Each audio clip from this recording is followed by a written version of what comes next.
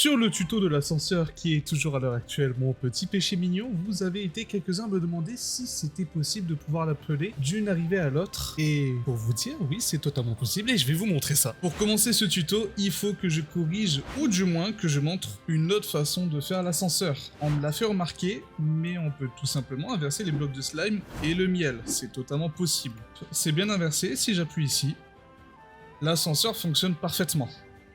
Mais aujourd'hui, on n'est pas là pour parler de l'ascenseur à proprement parler, mais pour parler des façons d'appeler l'ascenseur, dépendamment de là où il se situe. Donc ici, nous avons deux arrivées, et comme vous le voyez, j'ai déjà fait les recalls. Pour ne pas perdre de temps, je vous expliquerai les fonctionnements, et de toute façon, c'est assez visuel, et vous pouvez facilement les refaire de votre côté.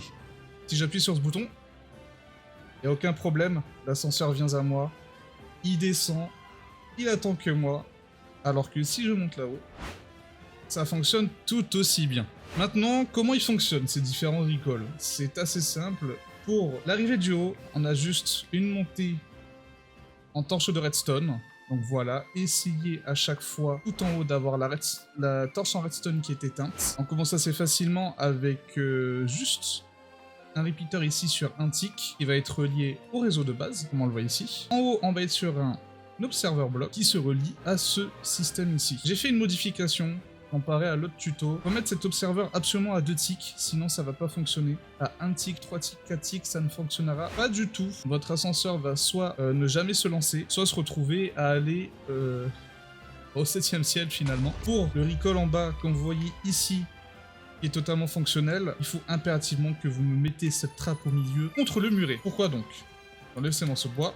Quand la trappe va être alimentée par cet observer block qui va observer le changement de phase de ce repeater à 2 ticks, il va alimenter cette trappe qui va se coller au mur. Et comme vous le voyez, quand elle se colle au mur, le mur change d'état. Cet état est observé par l'observer block en bas, avec la poudre de redstone reliée directement au système qui va faire ticker l'observer block présent ici et qui va démarrer l'ascenseur. Comme vous le voyez bien, hop, voilà. Ça s'active. La seule chose qu'il faut que vous évitez de faire, c'est de mettre des blocs ici.